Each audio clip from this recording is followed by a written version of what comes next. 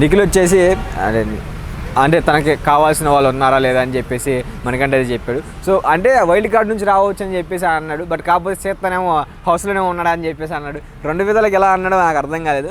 అంటే చుట్టూ ఉన్నారు చాలామంది ప్రేమ లేఖలు ఉన్నాయి కూడా, అది కూడా అన్నాడు.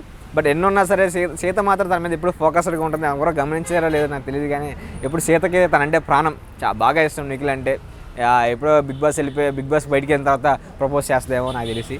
సో ఇంకా చూసుకుంటే తన గురించి అయితే చాలా బాగా చెప్పినట్టు అనిపించింది. సో తన నిజం చూసుకుంటే హౌస్లో అందరూ తనని ఇష్టపడతారు, నిఖిల్ని బాగా ఇష్టపడతారు, ప్రతి ఒక్కరు ఇష్టపడతారు. ఎందుకంటే ఒక మంచి క్యారెక్టర్ అని కూడా చెప్పుకోవచ్చు కొన్నిసార్లు. బట్ కొంతమంది ఇన్ఫ్లుయెన్స్ వల్ల తను చెడిపోయాడు కానీ, బట్ లేకపోతే ఫస్ట్లో చూసుకునే నిఖిల్ అంటే మణికంఠతో స్నేహం చేసిన నిఖిల్ అయితే కనుక వేరే లెవెల్ అనుకోవచ్చు.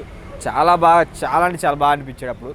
అంటే ఇద్దరు ఉన్న టీంలో అప్పుడు ఎటువంటి ఇన్ఫ్లుయెన్స్ లేకుండా ఓన్లీ నిఖిల్ అండ్ మణికంఠ తన గేమ్ తను అనుకునేలాగా ఉన్నప్పుడు, నిఖిల్ తన గేమ్ తనలా అనుకున్నప్పుడు చాలా బాగున్నాడు.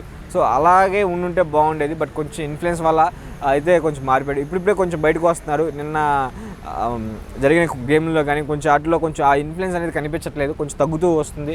కొంచెంగా ఇన్ఫ్లుయెన్స్ తగ్గిపోద్ది, నెక్స్ట్ వీక్లో కల్లా ఆ ఇన్ఫ్లుయెన్స్ తగ్గిపోద్ది అనే ఫీలింగ్ అయితే వచ్చింది. సో అది తగ్గడం మంచిది, ఎందుకంటే ఆ ఉండటం వల్ల ఆ ఇన్ఫ్లుయెన్స్ వల్ల ఆయన మైండ్ ఆడుకోపోయింది. సో ఆ ఇన్ఫ్లుయెన్స్ తగ్గుతుందని అనిపించింది. సో అక్కడ కూడా అన్నికంటే కూడా చాలా బాగా చెప్పాడు అనిపించింది.